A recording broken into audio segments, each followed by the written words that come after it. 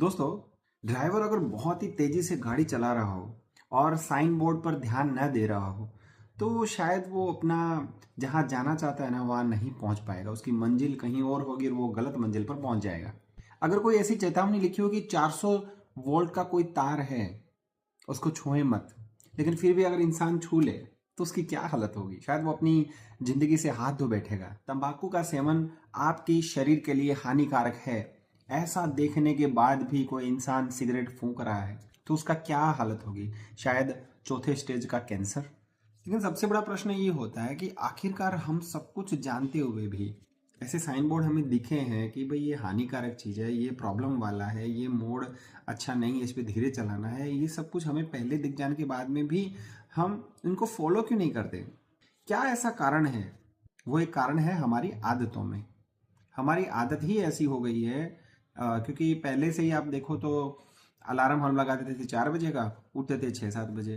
तो अलार्म एक sign board है 4 बजे उठने का, लेकिन फिर भी हम उठते कब? 4:30-5 स्नूज लगा लगा के उसको फिर उठते थे।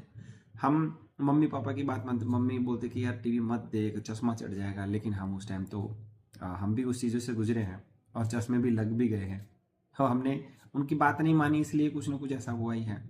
मम्मी पापा बोलते जंक फूड मत खा मत खा, कितने साइन बोर्ड दिए हमें, कितना बताया हमें कि भाई ऐसा करना चाहिए, ऐसा नहीं करना चाहिए, लेकिन फिर भी जब हम करते हैं ना कहीं से हमारे पेट दर्द का कारण भी ये जंक फूड रहा होगा।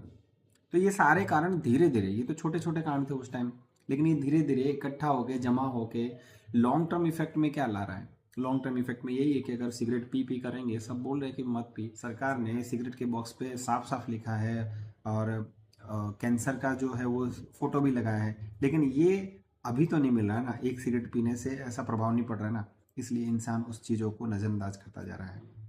इसलिए बचपन की हुई गलतियाँ आज भी हमें दुखी कर रही है।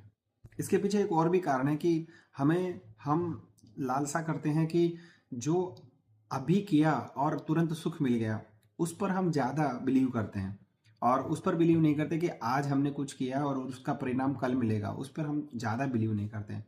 एग्जाम्पल SIP करा लो, ये करा लो, वो करा लो, बोलते हैं सब लोग।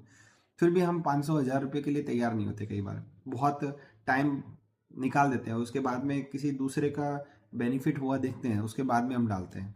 लेकिन हमने टाइम तो वेस्ट कर दिया ना अपना, हमने बहुत बड़ी संपत्ति वेस्ट कर दी।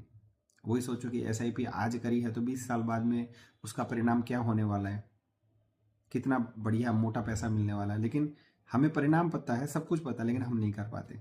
वही हमारा आलस की वजह से, या फिर ये सोच की वजह से कि हमें तत्काल सुख चाहिए। हमारी सोच ऐसी होगी जैसे बिल्ली अगर कबूतर पर अटैक कर रही हो ना, तो कबूतर है ना अपनी आंखें बंद कर लेता है या फिर अपना मुंह है ना नीचे जमीन में गड़ा लेता है। वो सोचता है कि मैं बच गया क्योंकि मुझे कुछ नहीं दिखाई दे रहा है। लेकिन क्या हम बच पाएंगे उससे? हमारी मानसिकता अगर ऐसी रहेगी तो क्या हम उन चीज़ों से बच पाएंगे? मुझे नहीं लगता कि हम बच सकते हैं। इसलिए हम अपने मन को स्वतंत्र इस प्रकार करेंगे कि हमारे सामने अगर ये बात बताई गई है कि ये भैया प्रॉब्लमेटिक है, तो उसका लॉन्ग टर्म सोच कर हम कुछ उसके बारे में नियंत्रण ला पाएँ। तो ज़रा सोचिए।